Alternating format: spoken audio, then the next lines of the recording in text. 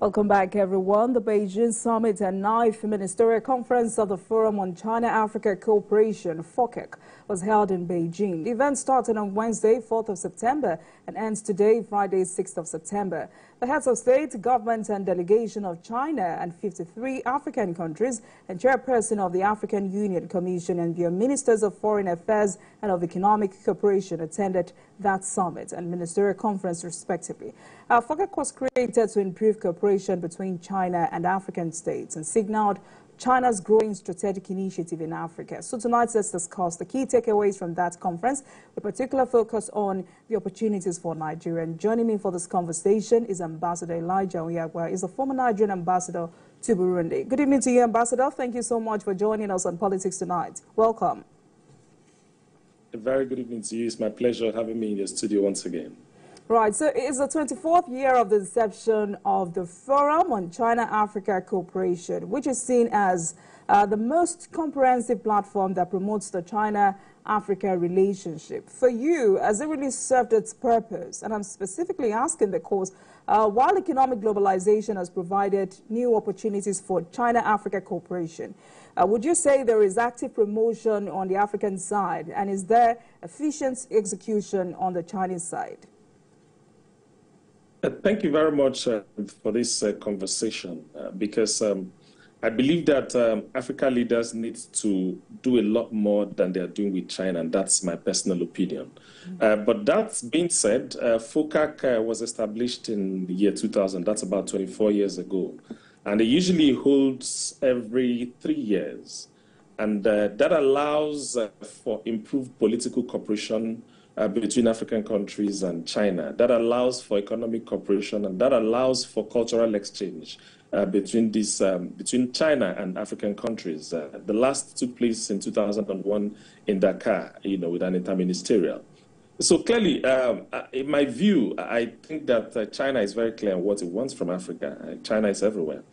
And I just want to see a lot much more improved negotiation skills on the part of African leaders as well. Because what has happened over the years is that I believe that, I can say that there has been improved trade relations, economic relations between China and Africa. But I think that African leaders can get a little bit more.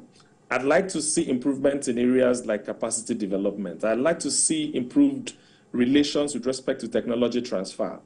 Because quite a lot of Chinese companies are here in Africa, and they are doing quite a lot within the continent. They're helping us provide a lot in infrastructural development, construction of bridges, roads, and that of seaports and even airports in some instances. But I also would like to see a much better engagement, a situation where we will find Chinese companies come to Nigeria and do a lot more than they are doing right now.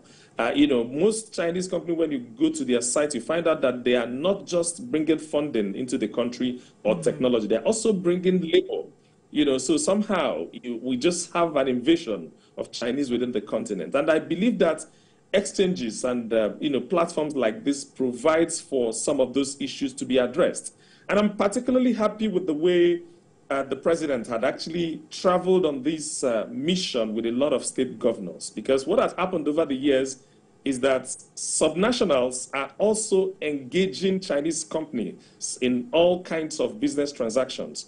The latest, which brought a maximum embarrassment to the image of Nigeria, is a case of Ogun State and Zhangfu, company, that entered into a contract. And of course, the federal government may not have been aware of this transaction, but what has happened is that, they have gotten a French court ruled that they can go ahead and seize 3 Nigerian jets, and clearly what gave rise to this was that there had been trade treaties, MOUs that had been established between China and Nigeria that they relied upon, to call for arbitration to get to, French courts to give them that judgment. So I'm particularly happy because what has happened is that between the federal government and its subnationals, there should be some improved cooperation. Whatever agreement that any state within the country is engaging federal government on, that agreement should be, sorry, is engaging the government of China or any Chinese company. That information must be out there for the federal government to be aware of. That way, everyone is carried along, and that's why I'm particularly happy, because a lot of state governors accompanied the president on this trip, and I think that that's quite commendable. Right. Again, there was also, on the sidelines of. Please go ahead. Please go ahead. I'm also saying that on the sidelines of that engagement, there was also an ECOWAS meeting, of course, where the president was talking about the need for African leaders to, jettison protectionism and then embrace, multilateralism. The world we live in today, every country runs an open economy. You can't just survive having, closing your borders. So while trying to encourage us to, there's always the challenge of, the fear that comes with the fact that, there's this thinking that if you open up your economy and, you get invaded by the Chinese or by some other external forces, you begin to, lose some of the things you have within your system. But of course, I'm pretty much happy that the president talked about it, because we live in a globalized society. Right. So we'll come back to the president's speech in a moment. Ambassador, we'll come back to the president's speech in a moment. But when you heard or listened to President Xi Jinping's speech, what came to your mind? Because this year's FOCAC theme centered on a shared future between China and Africa. But you heard the president and other Chinese stakeholders strongly emphasize the two regions' shared past, especially when it comes to overcoming Western colonialism. What's your general assessment of the president's speech? That's President Xi Jinping's now. Because at early FOCACs, the belief is that China largely shaped the agenda and presented it to African delegations. And some say that is no longer the case, because African negotiators have become increasingly effective in asserting their priorities. Was it evident in that speech? It is, and I totally, I listened to the speech, and I think that it's very clear that a lot more work needs to be done on the part of Africa, okay. And I also believe that there will be improvements going forward, because negotiators, within the continent must do a lot, beyond what they are doing now to ensure that they don't just, get shortchanged in that process. The whole idea is that China is world power. And they are here to stay. And they've also assisted quite a lot of African countries, that must be said. But again, there are quite a lot of African countries that are having issues with China. There are some that they have gone to take over their airports. There are some that they've, done all manner of things as well. I mean, a country like Nigeria, giant of Africa, just got its plane seized. In France, just on the account of a court judgment, on an engagement between the state government and China. So that actually shows that there are issues that must be ironed out. That shows that there are things that must be straightened out. That shows that there are things that I believe that, engagements of this nature will provide a better platform for a better engagement. And I think that what is going on is probably a step in the right direction to ensure that Africa gets a fair deal from this engagement. So, Ambassador, broadly speaking now, what's your assessment of President Tinubu's speech at the forum? We heard him talk about $280 billion economic trade partnership growth between Africa and China, and he calls it exponential. Yes, I think the president is right, absolutely. Quite a lot. I don't know of any country that trades more with Nigeria than China. I actually don't know of any continent that trades, of any country that trades more with the continent than China. So clearly there's a lot that is going on within the country, between the countries, in Africa and China. And I believe that, President's speech also brought to the fore the need for a lot of African leaders and for a lot of, those involved in the negotiation to do a lot more, because, Africa is a big market. Africa has got a huge population as well. So whatever you're doing and you're not looking at Africa, then you're actually not serious about it. So clearly I believe that speech, spoke to the heart of the real issues, which is the fact that we've got the market here, which is, speaking to the fact that, what we must do must be to cooperate economically. What we must do must be to find a better handshake in such a way that there is mutual respect between China and African countries as we go on, on this platform that has been provided by FOCAC. And most importantly, again, is that if you look at what has been happening, within several African countries, Nigeria inclusive, this platform, this forum provides a better opportunity to dig deeper and see how that can be improved upon. And it's not just China. Quite a lot of other big countries and economic powers have got similar initiatives. But I believe that of China has done a lot for Africa, and all we need to do is to try and improve on it, try and correct some of the anomalies, try and resolve some of the issues that has come as a result of misunderstanding or whatever that is going on as far as this Chinese... Ambassador, how do we correct these anomalies? Because, I mean, let's break it down, because that's the basis of this conversation. And you've consistently said Africa needs to do more. For those who say, yes, this strategic agreement and shared vision of growth has been mutually beneficial. Some say the FOCAC mechanism is not flawless. There exist issues that are difficult to coordinate and deal with. If the forum hopes to make more achievements in cooperation and better accommodate the development demands of African countries, the initiative and activeness should be given full play. Do you agree that as a continent, Africa is still weak in the formulation of national regional development plans? Yes, we are weak. And that's why I keep saying that a lot of work needs to be done on the part of African leaders. Make no mistake about this. China is very clear of what the agenda for Africa is. And all we need to do as Africans is to sit down and also be very clear what our expectations and the processes for going about them.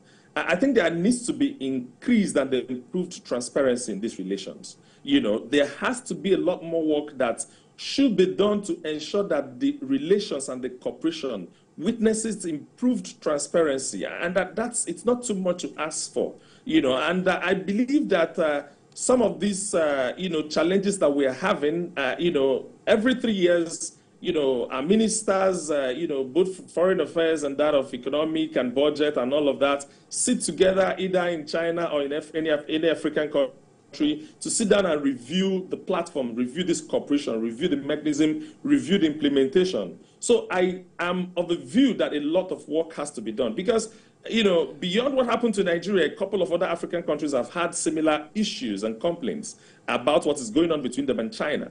But that being said, there is no system that is without error. There is no system that is perfect. There will always be room for improvements. And of course, anytime we have these engagements, it calls for improved transparency, it calls for looking at areas that there are issues and try to find ways to strengthen them. Because I believe that the relations between China and Africa is there for the long haul. Quite a lot is going on within the continent as a result of these relations. And I'm saying, for example, if Chinese companies come here to Nigeria to do stuff, to do businesses, they should be compelled to use our labor. This is a country that have got, over 200 million people. Why do we have Chinese coming from China and they are bringing laborers to come to the country? They come with their technology, they come with their funding, they also come with their labor. That shouldn't be the case. And there must also be some kind of, mechanism that must be put in place to transfer technology to us so that it's not just the fact that they have come with the money. And this also comes in form of loans. We will repay the loan, and at the end of the day, the money goes back to China. They brought their laborers here to come and do the work that would have hitherto done. So that's where I'm saying that beyond the benefits that have come to Africa, to Nigeria, as a result of this cooperation, a lot can be done. China needs they need our raw materials. They need some of the things that we're doing in the country. They need to find outlets for investments, for funding of their companies, of some of the things that they are manufacturing in China, and Africa provides a fertile ground for that. But African leaders must stand up and be a little bit much more pushful and be clear on what they want and the strategy for which they want to exhibit some of those kind of things. And I believe that this forum provides an avenue for that, and we'll get there with time. All right. Another takeaway from that forum is that Nigeria and China agreed to encourage flexible and diverse regional monetary and financial cooperation, such as local currency swaps to promote bilateral trade. What are the opportunities for Nigeria? The opportunities are quite enormous because, remember, the challenge has always been, if you look at the way we trade, we have to convert our local currency to dollar, and then from dollar we convert to to whatever China local currency in China, and that is also putting pressure on our foreign exchange. some time ago in the past, we had a renminbi kind of transaction that allowed a direct swap between our local currency and the Chinese currency. And that's what I believe that we can find ways and means of doing, so that we can always find this swap arrangement that can work better between Nigerian traders and the Chinese traders. That way, we will not have a middle currency that we will all have to do the conversion. There's already increased pressure on dollar from the importation of petroleum products, from all manner of trade that we do in the country.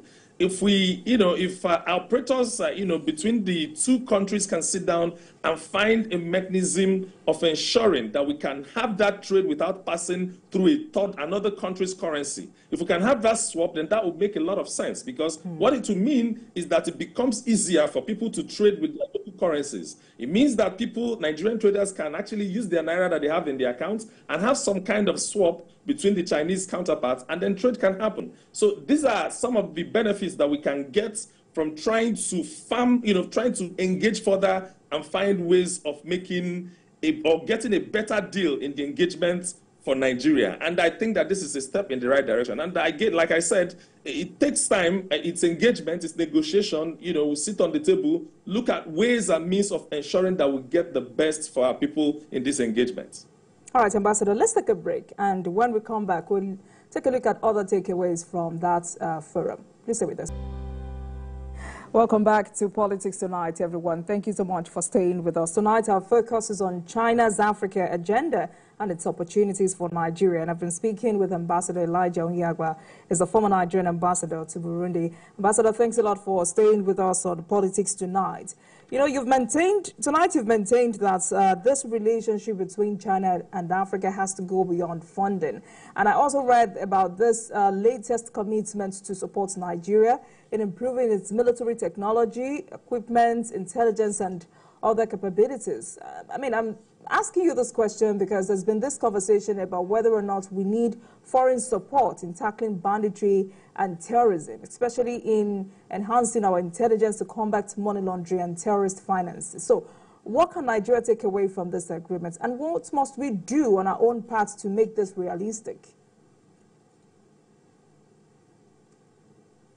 Okay, thank you very much. Again, I still say that this engagement is very good for us because we run an open economy, and we must continue to engage the external world in our affairs. In fact, one of the things I didn't mention earlier was that this also provided Nigeria and China an opportunity to engage and sign about 5 memorandum of understandings, in different areas. I think that was spearheaded by the Minister of Budget and Economic Planning. So I am saying that, there will be a lot that can happen as a result of this, and we will continue to push. Industrialization is one, investment in infrastructure is another, investment in agriculture is another, invest systems and, technology transfer is also some of the things that can come as a result of this. So I think that, we will continue to push the various agencies of government that have got the responsibility to do this. We'll continue to push and ensure that we can get more for our people, because at the end of the day, countries will continue to, get involved and sign all manner of agreements. And I think that the task is an implementation to see that we get matched as those, these. And China, we've come a long way. Like I said, if you look at the data that is coming off, off our trade, you find out that we trade the most with China, and therefore we must come up with strategies that make it easier for our traders to trade. We must come up with strategies that will ensure that Chinese people don't come here with their labor and then they ignore our own labor. We must ensure that whatever we are getting from China, whether in form of loans, must also be loans that we can pay back or invest those kind of funding in projects that have got a cash flow that can repay itself back. And also ensure that we don't sign into agreements that will allow the kind of embarrassments that we witnessed and international reputational damage that it can cause to our country. And that when these engagements are done, even at subnational levels, there must be a synchronized way of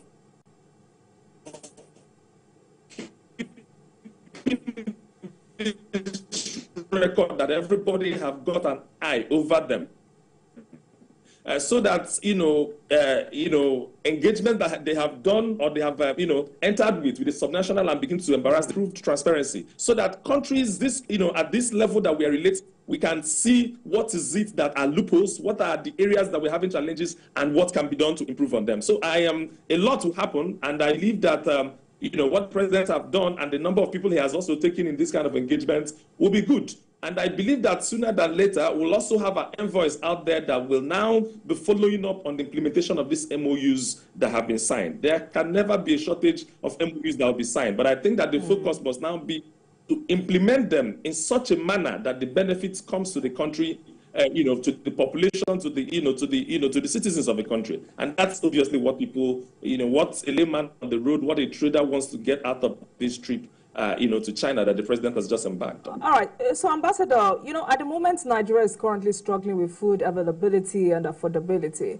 But if since the 2006 Beijing summit, successive FOCAC conferences have taken specific measures pertinent to strengthening China-Africa agricultural cooperation, mainly reflected in the construction of an agro-technology demonstration center. They also talked about deployment of agro-technology expert groups and training of agricultural technicians for Africa. I mean, out of curiosity, let me ask you, has Nigeria ever benefited from this? I don't have the data, but I think that, I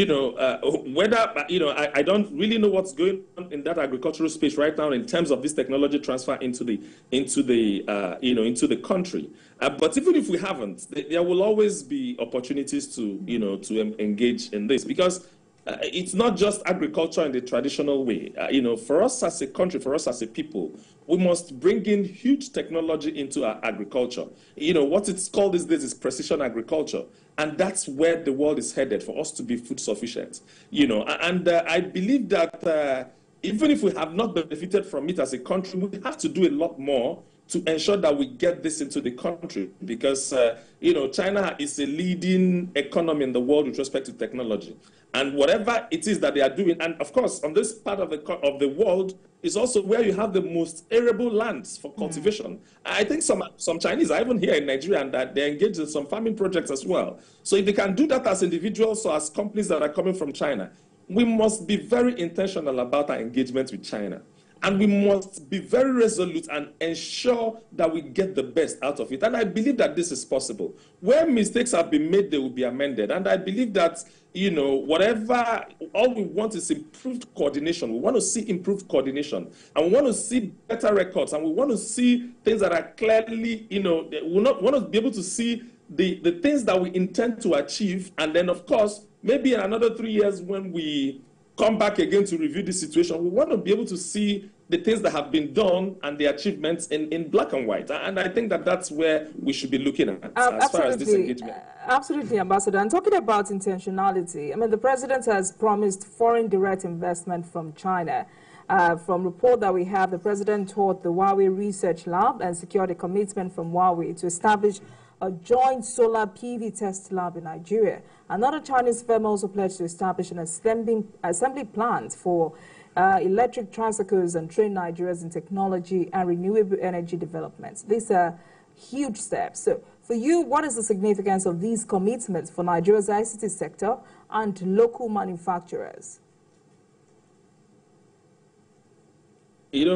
Sometimes when you discuss power in Nigeria, it actually, it evokes some, if you like, you can be annoyed about it, you can question quite a lot of things, but clearly, power is an area that I believe that it's long overdue for us to begin to do a lot of things about. And I think that the president has been very deliberate about this in his diplomacy, shuttle diplomacy, whether from engagement with Saudi Arabia, engagement with Germany, Siemens, and all of these kind of things. So there has been some clear, strategy, to push for investment into the power sector, which can help us.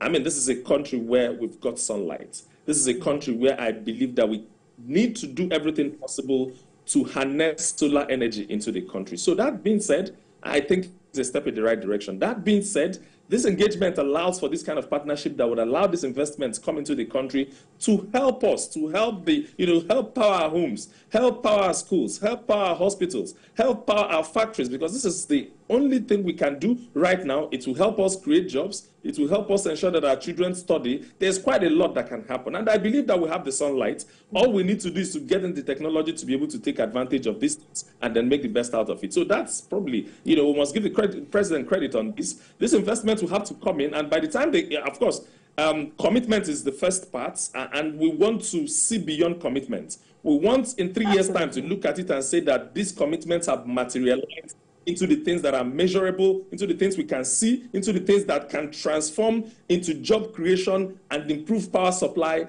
as a result of these engagements. Ambassador, let me take you up on the Partnership Initiative for Healthcare, because according to a report from the forum, China will establish an alliance of Chinese and African hospitals, work with African countries to build a number of joint medical centers and traditional medicine centers to enhance cooperation on traditional medicine and smart medicine. The other day I was having a conversation with the Minister of State for Health and Social Welfare, Dr. Tunji Alausa. We got talking about research and policies, and I wanted to know the collaboration between the National Institute for Pharmaceutical Research and Development and the Department of Traditional and Complementary Medicine. There are those who strongly believe that you cannot undermine the role traditional medicine play, especially in the area of research. So for you, with this latest commitment, what do you think Nigeria can learn from China in this regard?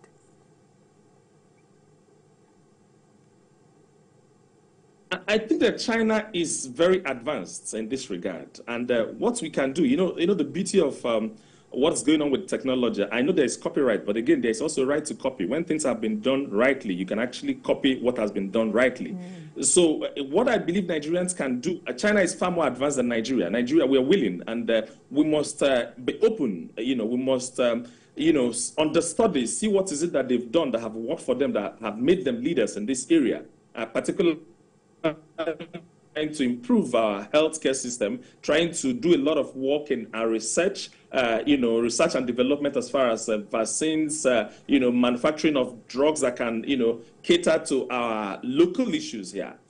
So that engagement, of course, when I was reading out the benefits that are likely to come to us on the account of the fact that, we're engaging in this health improvement in our healthcare system is part of the things that I talked about. So clearly, we are, Nigerian governments, the systems that has been established and institutions that are responsible here, we need to work closely, we need to understudy, we need to do whatever it is that they need to do to ensure that they get the benefit out of this. So I'm looking forward to, what we will do on our own part, because we go out, we sign these agreements, we go out, we get these commitments, but again, most importantly, implementation is where the issue lies. So we will look forward to that implementation, and we think personally that engagement should allow for us to understudy China, should allow for us to cooperate with them, should allow for technology transfer, should allow for capacity development and skills transfer to our people, and which will eventually ensure that we get this into Nigeria, number one, get our people employed, number two,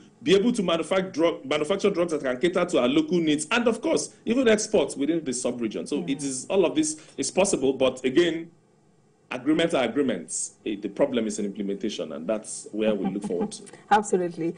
Ambassador, another interesting takeaway from that forum is United Nations Secretary General Antonio Guterres reiterating the call for Africa to have a permanent seat on the UN Security Council. He says that it was time to correct historic injustice against the continent. So my question to you now is Africa ready? Did you get that question, Ambassador? Yes, I think I hear you talking about correction of injustice within the continent.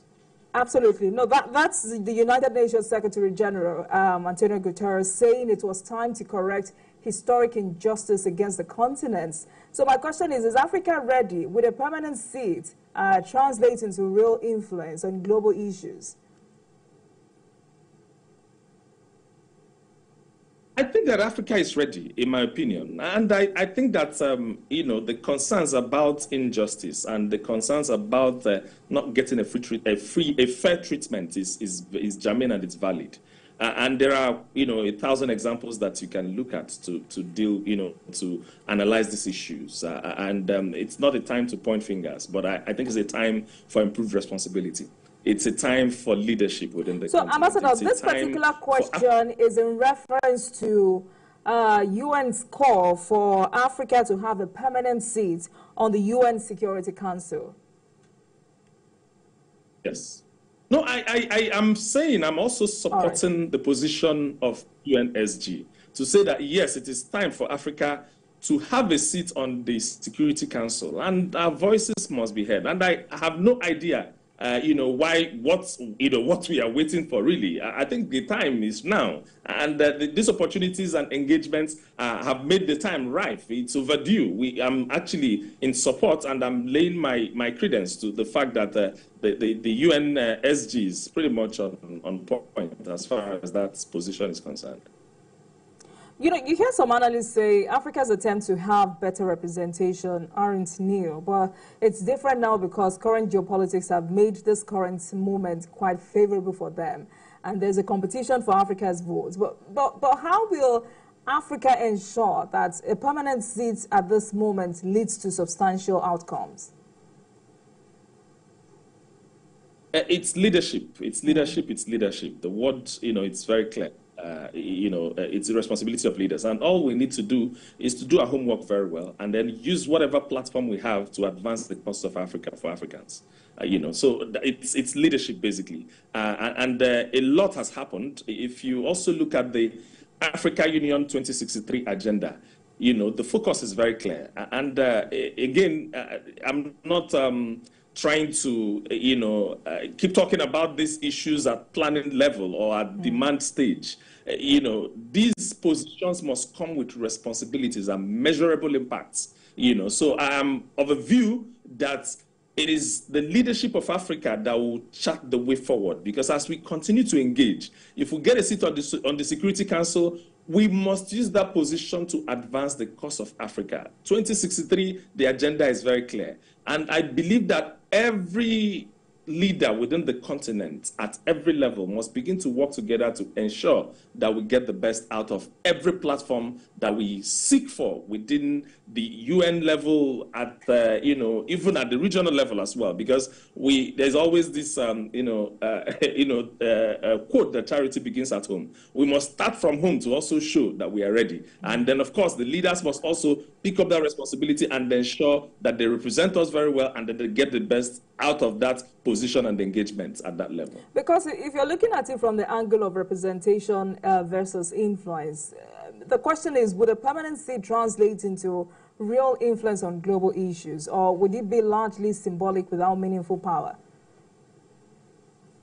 No, it does. It does. Having a seat at the United Nations Security Council, it's important. It's some of the major, some of the most, some of the very serious conversations and discussions regarding security issues and all of that at that level are discussed at that, so you cannot have a continent as big, as populous, a huge market like that of Africa, and they are absent at that meeting. It doesn't really show fairness. It doesn't show that we are part of what is going on. It just seems like, people just sit down and take a decision that is expected to be binding on us. So having a seat there actually gives us a voice at that level. So if there are policies and decisions that are coming that are not favorable to us or that we have issues with, we should have a platform that we can voice it. And I believe that that's what that position is. Yes, it's also important for influence. It's very important for influence. It's also, even if you say that, they are just giving us for giving sake, but the point is that a billion people, over a billion people need to be represented at the United Nations Security Council. And I don't think that we need to, overflog this issue. And I believe that it has come to a point where even the UN Secretary General had to talk about it. And of course, refer to it as injustice. So I believe that, the nature of the continent and the growth we've witnessed within this, within that continent requires that we should be represented at that level. So the call for that is long overdue, and also lending credence to it. I agree with you, but I'm also wondering, is global perception a challenge? How does the rest of the world perceive Africa's demand for a permanent seat? Africa's calls for inclusion being taken seriously by the existing powers, and what steps can be taken to increase global support for this cause? It's about engagement. The essence of countries exist not to work together. At the multilateral level, we must continue to engage, and it doesn't even matter how the leaders of some other bigger countries perceive what our demands are. But I believe that, we are a continent, and then we also have other sovereign countries within the continent. That's a huge voice. We're talking about over 50 African countries here, all coming together to say that we want a seat on the UN Security Council. I don't think it's too much to ask for. How many continents have as much countries as Africa? I don't know any continent that have got as much countries as we have here. So this is a huge voice that are not being properly represented. And we are saying that this is, even if it had happened over the years, every injustice must have a day of correction. Issues that have not been addressed in the past, there must come a day when we will look at this issue and see whether, should we continue this way or should we not? So I am of a view that it doesn't matter whatever be the issue in the past, but moving forward, we will continue to advance this course, and we will continue to, press on. And whoever that, we need to engage as African leaders, we will continue to engage and ensure that we get what it's deserving. It's about policy making. You don't make policy for us without us being on the table where we're making the policy. I think it's injustice. And Ambassador, from your vast knowledge and experience, what are the criteria? What should be the criteria for selection? How will the continent decide which African country will represent the entire region? Should there seat be rotation among African countries, or should a specific country permanently hold the seat? Well, there are always ways and means that African leaders sit down and sort out these issues. There's a platform at the AU. Other positions that are, that come to the continent, even within the sub-region and within the, within AU, for example, ECOWAS, for example, there are mechanisms that leaders sit down and resolve on, what needs to happen. And I do not think that it's something that a country must hold as a fixed position. But I wouldn't go, a lot into this, because the leaders within the continent will always find ways of resolving these issues. At AU level, they will sit down there and then figure out what is the best solution. But if I have to recommend, it has to be rotational. If Nigeria holds this for some time, it should go to another country. And then that way, we can measure the impact of what has happened when this country was holding the position and what has happened when it gets to another place. And it doesn't make any sense. Don't forget that, this is, a huge continent. And you don't fight. You don't get everybody to come together to fight for a position, and then you cede it to a particular place and say they don't have to hold it in trust for the rest. They will hold it after some time. It should actually be rotated. The rotation should be the issue. But again, this is my personal opinion. The leaders of the continent must sit down when this position comes and find the best way that works, for the continent. So another big question is, does Africa currently have the institutional capacity and diplomatic resources to play a leadership role on global security matters, particularly in conflict resolution, talk about peacekeeping and international diplomacy? Yes, I think we do.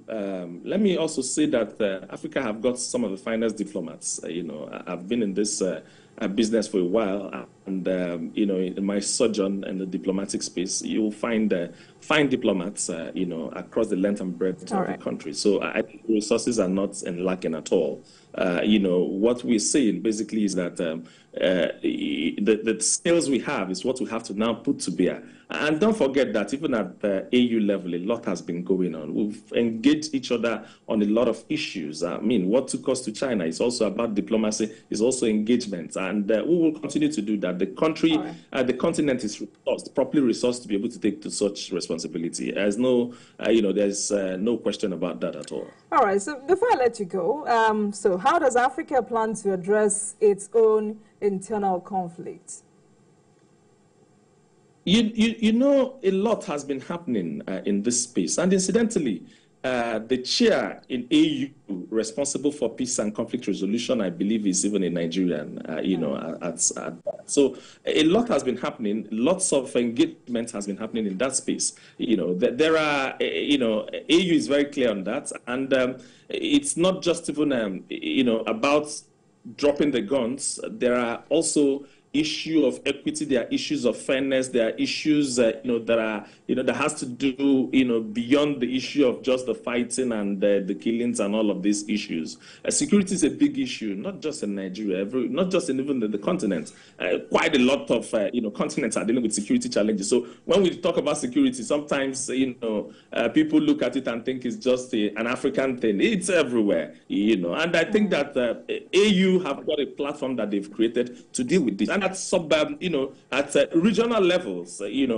ECOWAS the other day have come to say that they need to set up a force, a standby force that will also help us address our security challenges within the sub-region. I believe that those in SADC are also doing the same. The EAC, the East African Community, are also doing theirs as well. So a lot of work is going on, and then AU is also doing a central coordination of what is happening at the various, regional level within the continent. So I think that we are moving in the right direction. But again, as we continue to engage, there will be call for increased capacity. And then, of course, as we continue to engage countries like China, there will also be call for assistance and technology transfer wherever necessary to help us in addressing these issues. All right, thank you so much for joining us tonight. And just like you said, beyond agreements, beyond commitments, we hope we get it right when it comes to implementation. Thank you so much for joining us, Ambassador Elijah Oyegba, former Nigerian ambassador to Burundi. Thank you so much for joining us on Politics Tonight. We appreciate your time. Thank you.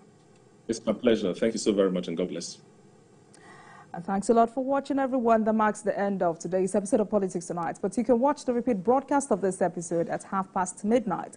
Get in touch with us on our social media handles, Facebook, Instagram, and X at TVC News NG, and as Olajumoke using the hashtag Politics Tonight. We're also on YouTube at youtube.com/TVC News Nigeria. I am Olajumoke Olatunji. Have a great weekend, everyone.